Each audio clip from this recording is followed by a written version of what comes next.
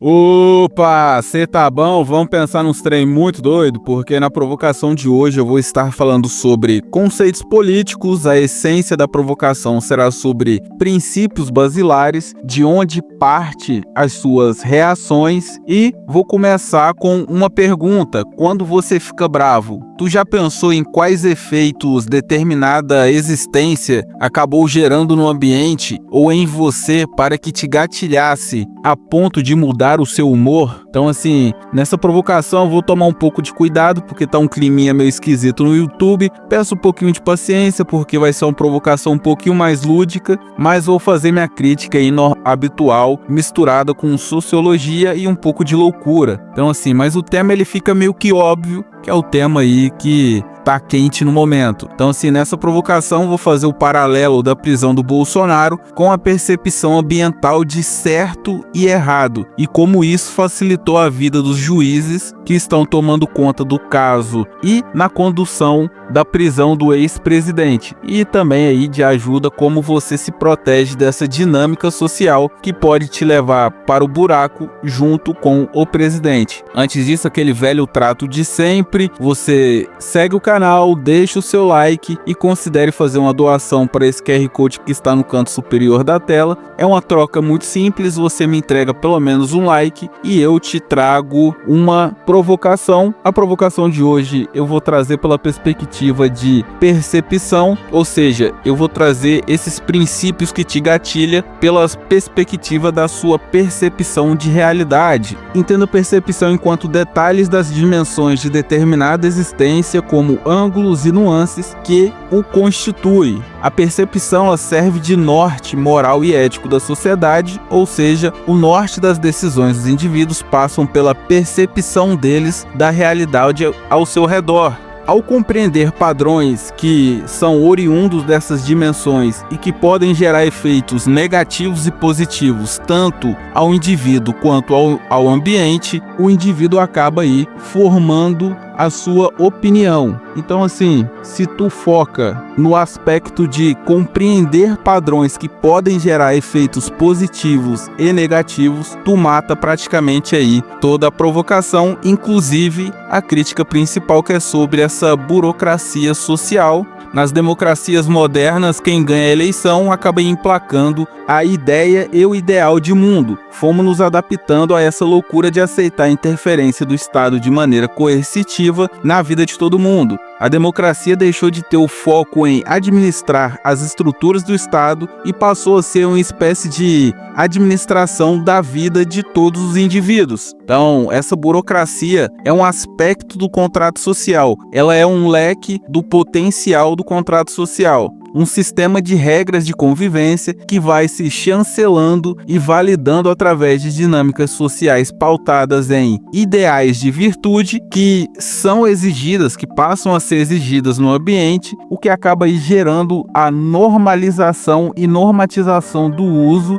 de controle do espaço individual e de violência coercitiva com quem não segue essa burocracia social. Então, assim, essa burocracia ela acaba gerando uma espécie de amarra social, pois todos os indivíduos vão competir por esses espaços disponíveis no ambiente, usando o regimento interno dos ambientes e, obviamente, tendo se submetido ao contrato social, com o objetivo de resolver as suas demandas de propósito e ciclo de vida. O sentido lógico que os indivíduos vão considerar para construir essa burocracia são sentidos que tragam efeitos que reduzam os seus custos e esforços. Então, assim, o princípio que vai gatilhar um indivíduo a entender algo enquanto moral e ético é a sua redução de custo e esforço. Então, assim, a realidade, a partir desses princípios, nem sempre será a mais racional ou lógica, e sim a que gera ganho para a maioria dos indivíduos, pois estamos em uma democracia. E logo, os aspectos considerados bons, pensando em um bom funcionamento da sociedade, podem apenas ser fetiches de um grupo isolado com algum tipo de poder, com alguma quantidade de poder que acaba influenciando os demais. E obviamente,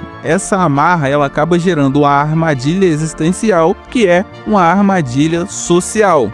Pode parecer idiota, mas quando se analisa algumas dinâmicas sociais, se vê que a permissividade em relação à violência cometida aos indivíduos passa pela aceitação da percepção coletiva do ambiente. A maioria dos indivíduos dá e essa mesma maioria tira, pois eles estão pensando no seu próprio benefício e não em um possível ganho moral coletivo. Não existe nenhuma projeção de potencialização do todo, e sim o meu próprio umbigo. Então, assim, a busca pelo equilíbrio da maioria é a maior ditadura que uma sociedade pode gerar, pois sempre vai gerar instrumentalização dos indivíduos envolvidos naquele ambiente, pois existe muita estética e um acúmulo de poder estético disponível em todos os ambientes, gerando, obviamente, algum sociopata que vai fazer alguma merda, pois vai conseguir organizar esses indivíduos frágeis e acumular tanto estética quanto poder. Então, assim, o espírito social parece um papo de nóia da USP, só que é algo sério. As pessoas tomam decisão baseado nesse espírito social. O STF está tranquilão pelo fato de pelo menos aí uns 70% dos votantes, de quem realmente vota nas eleições, estão já meio que de saco cheio de Lula e Bolsonaro. Então tu pega quem já vota no Lula e que odeia o Bolsonaro, e tu pega aí uns 20% dos 50% do Bolsonaro que só quer ter sossego. Então, assim, essa atitude não é algo impulsivo por parte do judiciário. Já trouxe em algumas provocações a abstração do ideal de justiça. O direito é baseado nas trocas dentro das relações e não na percepção conceitual de dinâmicas sociais, até porque a democracia enquanto subordinação ao colegiado eleitoral, que seria aí o seu conceito inicial, aqui no Brasil virou uma piada. Então, assim, toda essa decisão em torno da prisão, ela parte dessa ideia de que o espírito social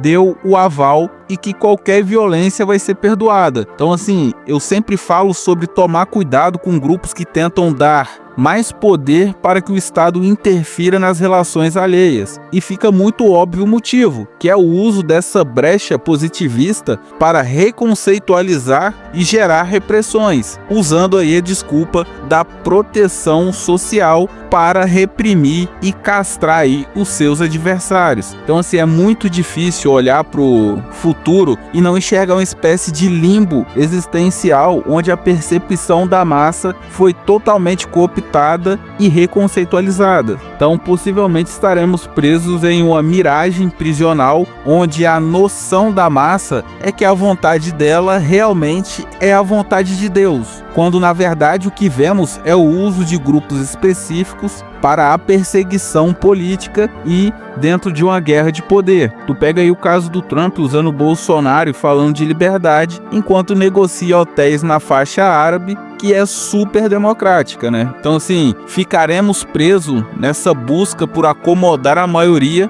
se esquecendo qual é o nível da nossa maioria. E que não existe nenhuma possibilidade do Estado acomodar as ambições e demandas nem da minoria, quanto mais da maioria. Então, assim, você reconceitualiza as coisas na cabeça das pessoas e entrega aí uma falsa representatividade apenas quando é para gerar uma violência, muito pautado nessa ideia de direito social. O direito, ao invés de prevenir a violência, está se tornando arma de violência. O Brasil não precisa mais de aprovação de leis. Uma canetada pode criar alguma jurisprudência que não tem problema nenhum em não ter sido votada pelo Congresso, pois ela pode vir dessa validação da burocracia social sem nenhum problema, pois é algo vindo da maioria, ou seja, é democrático. Então, existe toda uma perversão da ideia de democracia enquanto se a maioria quer, então se pode fazer qualquer coisa no ambiente, mesmo que seja acabar com a vida de outra pessoa. A passionalidade já substituiu o raciocínio lógico faz tempo, por algo que traga aí a sensação de ganho pessoal. A realidade está perdendo a sua potência lógica para uma ideia de pessoalidade administrativa, como eu trouxe na última provocação, a ideia de governabilidade. A base de algum amaldiçoado político está se tornando o norte da vida de todo mundo. Então, assim, indo para o segundo bloco, vou trazer uma ideia baseada em contrato social que pode reduzir toda essa merda coletiva que nós estamos sendo forçados a viver. E a essência dessa ideia é sobre impessoalidade social, pois, ao meu ver, o único jeito de reduzir abusos escorados em ideal social é a redução do potencial do conceito de contrato social que temos. A luta pela democracia é usada como desculpa para violência e coerção. Até aí, normal. Então, assim, quebrar essa base narrativa já quebra muita idiotice. A ideia de hoje ela é meio frágil no sentido estrutural, pois parte de cada um correr atrás disso, que é a tentativa de quebrar a ideia de conceitos de conexão coletiva, pois o Estado ele prende as pessoas em uma miragem de uma grande rede coletiva e que ela é obrigada a fazer parte. O conceito de conexão social que é passado como uma liturgia a ser seguida é na verdade exploração e abuso dos indivíduos por parte dos polos políticos. Quebrar essa ideia de participação em um propósito comum é o básico que tem que ser feito. Então, se dentro da perspectiva de competição por espaços e recursos do ambiente, o sistema mais justo, pelo menos para mim, é cada um por si e Deus por todos. Então, assim, uma segunda ideia é entregar uma sobrevivência básica. Estamos vendo aí o totalitarismo travestido de luta democrática, quando na verdade é só uma disputa por poder com o uso do aparato estatal para gerar repressão e violência contra adversários. Então, para quebrar toda essa miragem, não querendo repetir a última ideia, mas seria aí entregar um kit básico de sobrevivência. A entrega do básico como uma casinha pré-moldada, fez 18 anos, toma aí uma casinha pequenininha, 2 quartos, tudo pré-moldado, baratinha, e uma profissionalização aí com alguma universidade técnica digital. Porque isso já quebra essa percepção moral de ajuda obrigatória. Todos os temas do Brasil giram em torno de uma ajuda obrigatória que ela é moral e que o Estado obriga a todos. Então, assim, inviabilizando o uso da sociedade para fazer algum tipo de abuso. Então, você entrega esse kit, você quebra essa narrativa obrigatória e tu inviabiliza safado de usar indivíduos vulneráveis para meter o louco. E sim, na minha opinião, a sociedade ela tem que ter uma maturidade forçada. A luta pela democracia passa muito pela percepção da importância da dinâmica social, dessa dinâmica democrática, na manutenção da ordem e bem-estar da sociedade e estruturas. Essa situação acaba expondo a mistura de interesses e malandragens. Nos adaptamos à ideia que o contrato social não é só a subordinação voluntária do indivíduo ou dos indivíduos ao regimento do ordenamento, como também passou a ser a ajuda de indivíduos que não conseguem competir socialmente. Então, assim, felizmente ou infelizmente, uma hora a ideia de deixar uma parcela da população sem apoio ou assistência para que se possa manter o Estado vai acontecer. 2028 quebra, na metade de 27 eu acredito que já vão começar a racionalizar o assistencialismo. Então, entender como não se responsabilizar pela massa, eu acredito que é um mínimo da proteção particular. Se tu quer se proteger desse momento, entenda e tente quebrar essa ideia de coletividade que os políticos tentam passar para todo mundo. Então, assim, é muito sobre visão de mundo. Parece loucura, mas a visão de mundo influencia pra caramba. E eu te faço uma pergunta: por qual perspectiva você normalmente enxerga o mundo? Eu enxergo pelo acúmulo de relações e interações de determinado ambiente, que acaba aí criando um fluxo de auxílio baseado nos interesses das demandas mais urgentes dos indivíduos. Então, eu tenho uma demanda urgente, eu vou me associar com uma pessoa que consiga resolver essa demanda em troca de dinheiro. Eu vou repassar dinheiro ou algo que ele também necessite. Então, ou é uma troca onde os dois recebem algo, ou é exploração. Essa visão de caridade, ela é uma exploração, pois o Estado retira recursos sem devolver algo. Então, assim, já parou para pensar na utilidade do fator social na sua vida? E sim, independente do quão antissocial você seja, ainda terá que fazer parte do ambiente. Já pensou nas utilidades do ambiente que você vive? Já pensou no todo? Caramba, quais estruturas eu tenho ao meu redor? Quais as possibilidades o meu ambiente consegue me entregar? Porque ao pensar nessas pequenas probabilidades, você começa a entender a ideia de propósitos básicos. Eu trago às vezes a ideia de cotidiano, em como analisar as obrigações e demandas contidas na agenda cotidiana, não porque eu quero ser algum novo coach, e sim para trazer a percepção de que o cotidiano é feito de coisinhas básicas que poderiam ser alcançadas de maneira mais fácil, e que boa parte dos problemas são simples, porém eles são ignorados. Sei que muitas das vezes parece muito babaca falar em tirar a ajuda de alguém, só que, assim, penso que ajudar é resolver e não manter o indivíduo preso como um escravo. Então, assim, tu pega as necessidades básicas dos indivíduos, que é o que gera essa prisão de caridade e assistência social, você vê que são coisas básicas que os indivíduos deveriam conseguir e pensar o porquê que eles acabam não conseguindo. Então você muitas das vezes vai chegar em um grande chapéu de alumínio que tu vai ver que está rolando em uma espécie de manipulação da realidade, um mundo de demiurgo. Pois os conceitos que servem de norte e proteção mental da sociedade vêm sendo trocados por conceitos que deixam os indivíduos mais vulneráveis e suscetíveis ao erro. Então, muito provavelmente, eu vou estar trazendo alguns conceitos que eu acredito que estão realmente influenciando que os indivíduos não saiam do lugar, que fiquem patinando nos próprios erros, se mantendo aí nesse curral assistencialista. Então, quando tu pega esse caso do Bolsonaro, o conjunto de conceitos que servem de base para todas as decisões são baseadas em comportamento social. E quando tu vê aí toda a ideia de justiça que a gente tem hoje,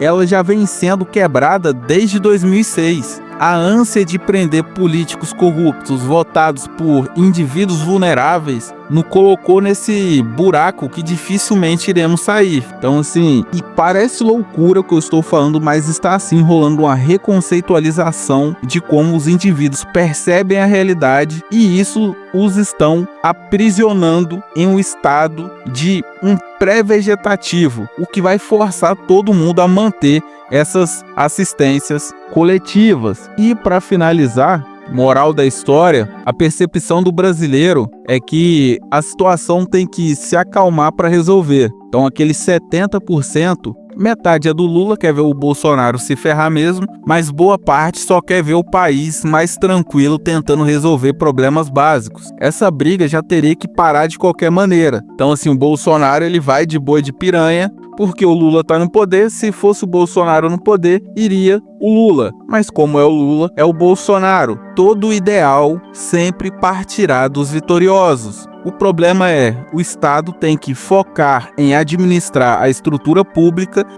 e não a vida dos indivíduos, porque senão ficaremos na mão do palhaço toda vez que tiver uma nova eleição. E, obviamente, tentar quebrar essa ideia de coletividade para sair da mão do palhaço. Não existe a ideia de nós. Cada um tem seus próprios problemas e, obviamente, é da cultura do país ser um pouco mais assistencialista e caridoso, mas não dá para tornar isso um fardo obrigatório. Então, toda provocação à revolta de Atlas, retire crédito desse sistema desgraçado, retire crédito racional. Essa prisão do Bolsonaro passa por vários motivos. Não foi a minha intenção colocar a culpa na sociedade frágil, mas eu quero trazer aí a perspectiva da permissividade inconsciente que acaba gerando efeitos inesperados e como o seu inconsciente pode ter colaborado também com a prisão do Bolsonaro e até mesmo a decisão que as pessoas tomam ao seu redor.